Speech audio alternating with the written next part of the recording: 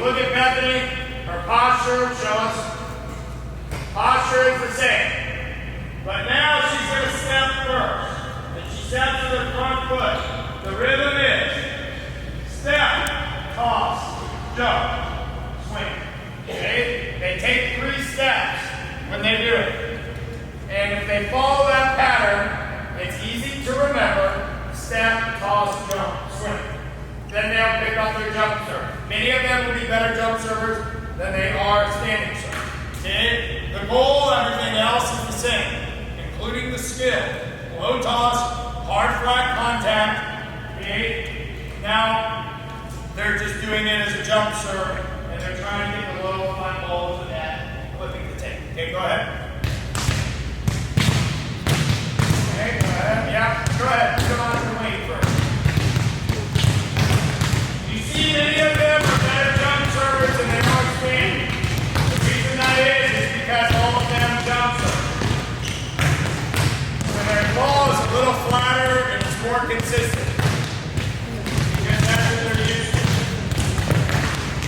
Okay, nice flat ball. Okay, good. Hold. And when we're doing this play the drill, one of the primary things we're focused on is the contact. That the ball is not spinning. Okay?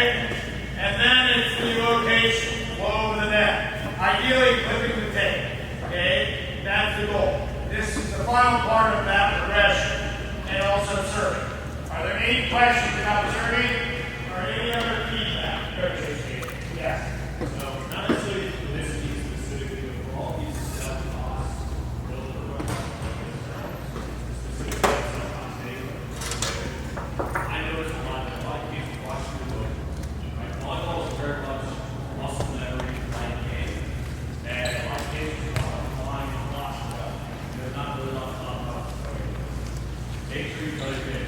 Take your time during this first self-correction drills. Otherwise, that muscle memory won't allow themselves to progress on muscle memory. Time, everything. During the first when they're stepping, they're balancing themselves. Happy posture straight up behind them. They're just going for posture our way.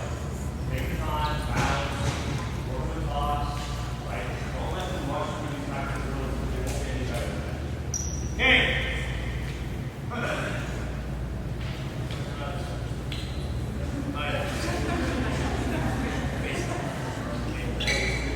Okay, the setting that we teach is a combination of Long Beach and sports performance. These are the 2 primary philosophies where setting came from over the past 30 years in the United States. And we've trained directly with the 2 individuals that created them and over the years. Back in the day, we would have our players go to Long Beach and train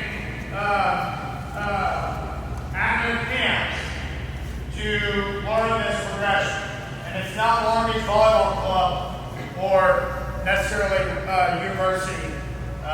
It is something that was created in Long Beach that started back with the national team and the Adidas girls in the 70s. Okay? So sports performance is similar in a lot of ways. They have a lot of similarities, even though they think they're different. And we tried to put together 15 plus years ago some type of combination of the 2. Okay? When they're in posture, their right foot is always forward, and their hands are in front of their waist, already in posture. Okay? So when they raise them, they'll be in neutral. Raise your hand. Okay? This is the posture that they must have prior to the ball coming. Okay? And this neutral posture has flat wrists. So the wrist should be a slight change. The wrist should not be bent. If the wrists are already back, like some of us learned when we were players, okay, there's no absorption of the ball. So if the wrists are flat, then there is an absorption. Okay? When they take the ball into their hands and then set it, we want to create a flat finish. So let's pretend like we're setting, okay, and extend our arm. Okay? When they set, the finish is flat. The thumbs are not forward and not like see many of our setters setting, and the ball looks like, their hands look like that. And they wonder, Coach, why is my ball always spinning? Because that's your hands. Nobody sets like this, okay? Maybe a crab or something, okay? So, this is the posture we're trying to create, okay? Neutral, flat finish, no spin on the ball, okay? It's barrel. That's what we want, okay? So, one at a time, we're just going to set here, and we're going to focus a little bit on their balance, which is always left-right. If they don't get this at a young age, it's very difficult for them to transition into a jump set. Okay? When they get the higher level kids, about 14, 15, they're starting to jump set fairly regularly. If they don't have a consistent left-right balance, it's very difficult to be a rhythmic jump set. Okay? So, their posture, she's in posture, she's facing the pass. Her shoulders are forward, she's ready to move, and she's right on the net. Okay? She's also about 12 feet or so inside the court. Okay? Please, coaches, do not have your setter stand back here. Okay? Many of us, back in the day, all A5 players did this. Okay? I don't know why, and maybe it was just we didn't emphasize, this is not where the setter stands. Okay? We're fortunate in this gym to have these lines that were not on purpose. It's just the length of the tear flex, and it's a perfect place for that. Slightly from the middle of the court to the right, okay? Because it's much easier to run your offense from here than it is from there. When Calvin tosses, you're going to notice she's going to distinctively balance left-right. She's just going to set the ball, basic set, and we want them to hold their finish so we can see if they do what they're supposed to. Okay, go ahead. Okay? Okay, now you're going to rotate that. Okay? Yeah, just go back. Good. You can call the ball. It's okay. Okay? Okay, push the ball out a little. Again, they're not warm, so that's okay. But primarily we're looking, I don't know how many of you are looking at the ball, probably the majority of you, and not looking at their feet. Okay? They're always balancing left-right. If they don't balance left-right, then it's hard for them to learn the set. Now toss it somewhere else. It doesn't matter where Calvin tosses, they're always going to balance left-right. Even if they have to run to the ball, they'll always balance left-right to the ball. Okay? Cool. Now they're going to jump set, and you'll notice it's an easy transition for them to jump set once they learn the left-right balance. Okay? The Calvin will toss it high, doesn't have to be right at them. It can be anywhere in this area. We're going to move to the ball jump set. We're just going to watch some skill. Okay, go ahead.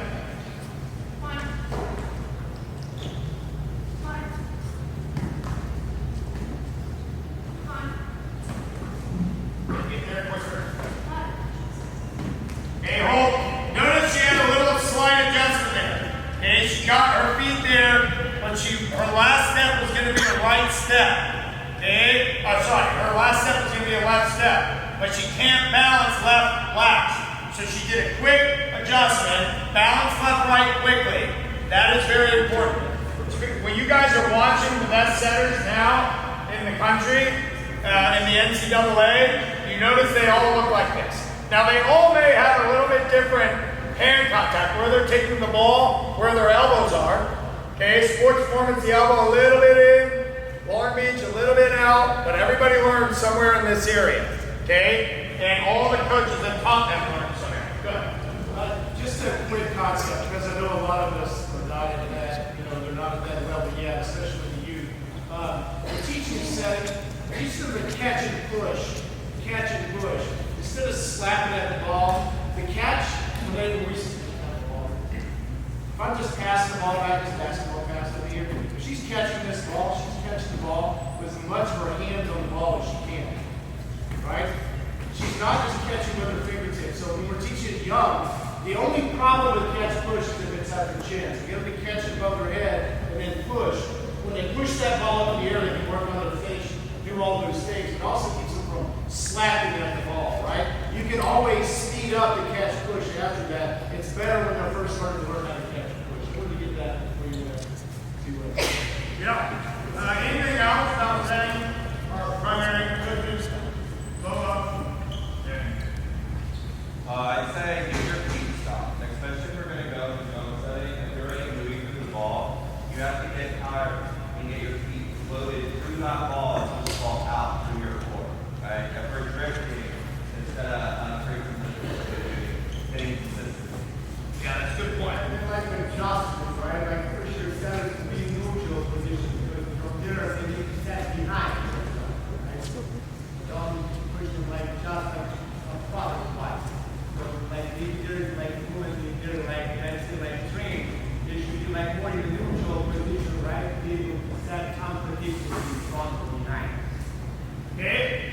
We could do, I'm not kidding, 9 to 3 today, just setting. Okay? But we're not here to do a setting class. There is that much that goes into it. Okay? But we're just talking about the basics here. If you have any questions related to the sheet, just let us know. Okay? Now we're going into hitting. Okay? Primarily the arm swing. If you haven't heard the story, here it is. We went to Japan 3 years ago with a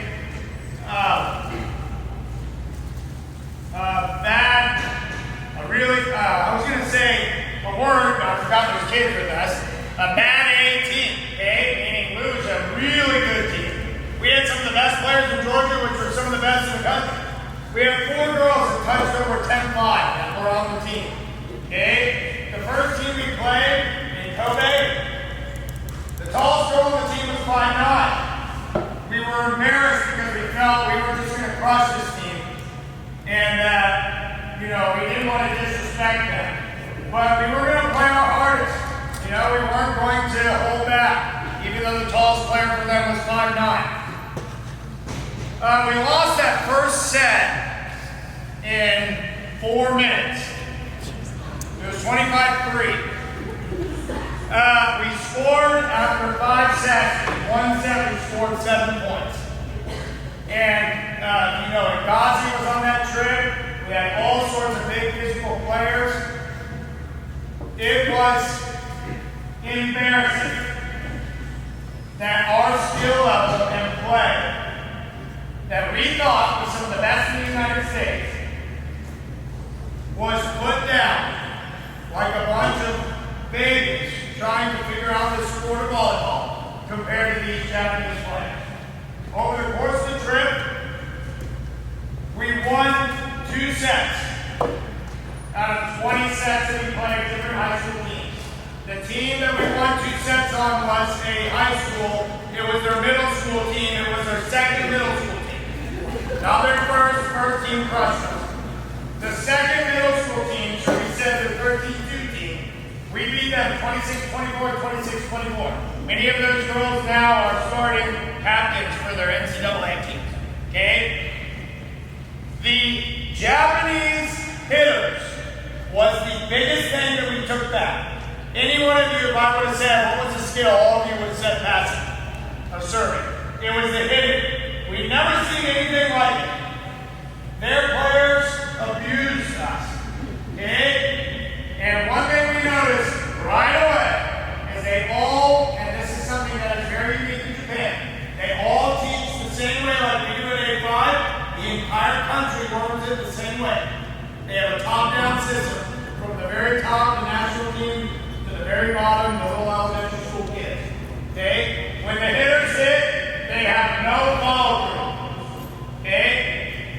They have very high contact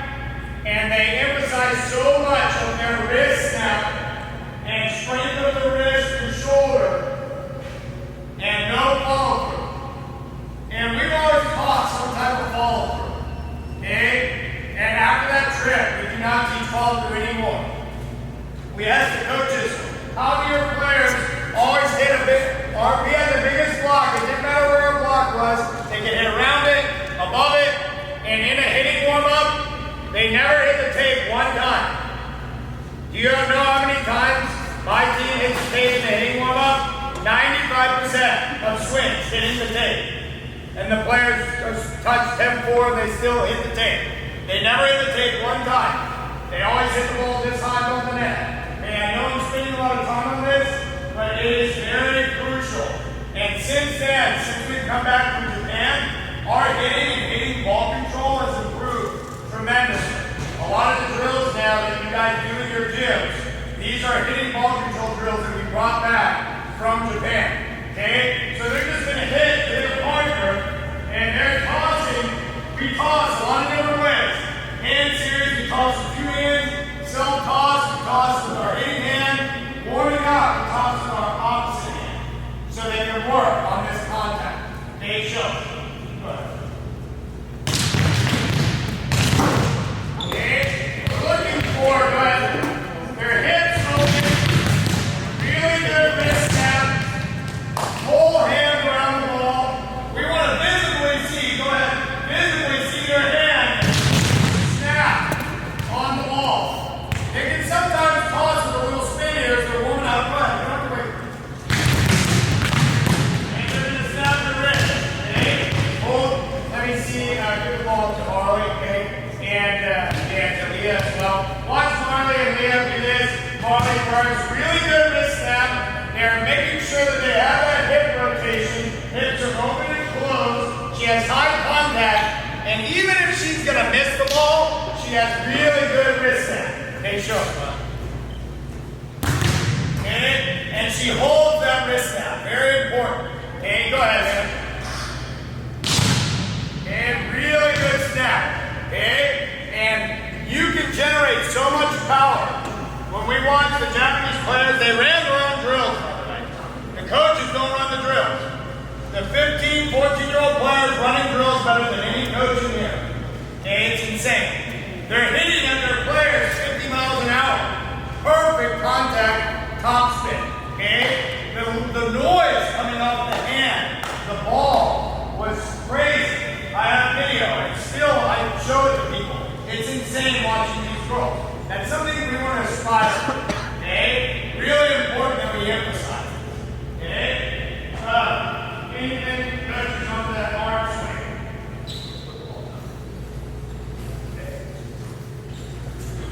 Okay, let me see just the hits. Come over here. Okay, now when you come here. Okay, so we're not going to spend a lot of time on this. Here's the deal with the attack, the full approach and everything. It's the hardest skill in the game, and each of them will have little quirks that make every player different. Okay? We ideally want a 3-step approach, opening their hips. When they're in the air, their arms are in the draw. And on the sheet, you'll see 1, 2, 3, 4. Okay? That looks like this. Marley here. Okay, face everybody. 1 is when you're crouched and your knees are bent. 2 is when your arms are up in the draw. 3, the most important part is the exchange, which we just talked about. This arm comes down to the body. Simultaneously, this elbow is leading up to the ball. When she makes contact, her wrist snaps over the ball, and there is this curve here. Okay? This part is the most important part. You can win national championships on just this part here. Okay? And then this is the finish here, just like this. The arm sometimes naturally decelerates. We understand. Many of our players, after the demo, you'll notice, they fall through a little. Okay? It can happen, the natural deceleration.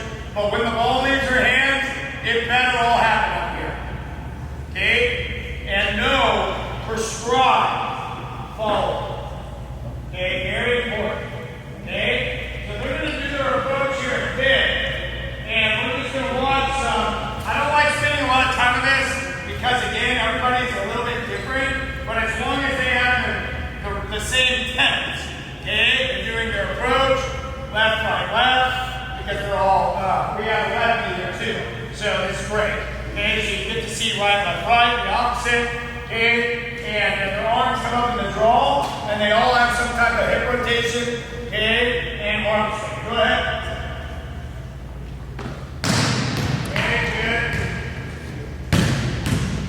Stop your hand a little more, Cindy. I'm going to coach each one of them.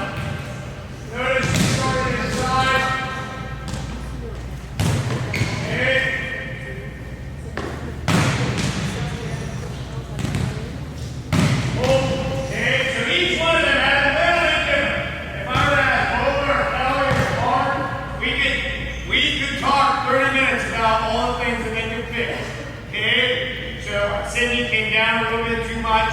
Okay, hold the contact a little bit higher. Tomorrow, you rotated your hips a little too much. They already know it. Before I say it to them, they already know it.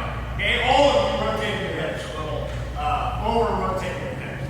That means they come up and try to hit this cross shot, they hit, and their hips are facing the net. They didn't open their hips enough, and then rotate their hips and finish towards the cross shot. Okay, so that means when they land, they may open a little bit more to hit this shot. Yes, this is a trick shot here, where you face one way, maybe you're looking wide and hitting across your body, but that's not something we're teaching the younger players. Okay, they're just learning the basic skill. I do want to mention one thing. As these guys said, they're old enough to kind of start figuring this out, but if you're teaching younger kids how to hit in lines like this, when they turn to their left and they're a right-hander, if you're not careful, they'll turn that and this swing, right? So what we would ask them to do is come back to the middle of the court after they take their swing. Rotate their hips, rotate their shoulder, get their elbow back, come back to the inside, so that in the middle of that swing, they're not turning to go off the court the opposite direction. Okay, anything else? We're going to try to move through this as fast as possible. Okay, let me see all front one legs over here. Okay, let me get over here on this side.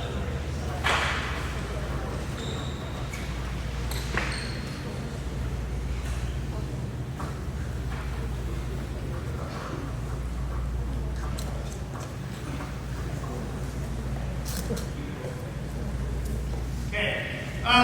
We adopted swing blocking about 3 years ago, and there's been rocking times, and there's been very successful times. The reason why is pretty much everywhere around the world they teach swing blocking. We only taught static blocking back in the day. Okay? The progression, I'm going to go over it really quickly, just so you can see it, but we're not going to spend a lot of time on it. Last seminar, we spent 45 minutes on it. Okay, so please use that as a reference. Okay, so the swing blocking, there's 3 different types of movements. Okay, first is when the pin knows that they only have one obligation. That's the outside right there. No middle obligation. They're slightly open and they're going to have 2-step crossover. Okay, the arms will go back and up. They will square up with their blocking target and land with their inside foot back. Okay? So we're going to watch one at a time. Watch Leah. She's just going to do, nothing from the middle. Just going to do the 2-step crossover. Show us, Leah. Good. Okay, show us. Good. So they landed great. Okay, their arms came back. Their arms are not straight when they swing block. Okay? There's a lot of little intricacies about when they press over the net, what their hands look like, and so on. Okay? That are on the sheet. Ask any questions if you have. Okay? So this is the 2-step. The 3-step is when both the middle and the pin have a middle responsibility and a pin responsibility. So the reason why Leah is now not open now is because she has to be ready for the 1. But they end up setting the 8, so they have to do 3 steps. So now instead of a crossover, they're going to take 1 step and then do a crossover. So Leah can do it by yourself to start off. Good. Sorry. 3, sorry. Good. So the first step needs to be a little bit bigger, but not that. Okay? So now when Kennedy's here at the middle, they're going to do it together. Her goal is to step a little bit behind Leah. They have the 3-step together, doing it at the same time. This is the link. Okay? Ready? Ready? Okay? Good. And then George can come right behind you. Just do it on the other. Yeah. Or you can just wait, but that player can just wait. Hey, okay, good question. So I just want to make sure, so you're saying that when you're doing your block, your inside foot is the one that's stepping back as you're landing. Not stepping back. When you land, it's just back. Back. So So- if I'm not looking to the right, Yeah. my left foot is Yeah. back. That's Left, right. left, right back. Right. Now, not everybody knows that Jose is a youth coach. So the youth, there's gray area. They're probably just going to learn to just stand in front of the ball and jump up and try to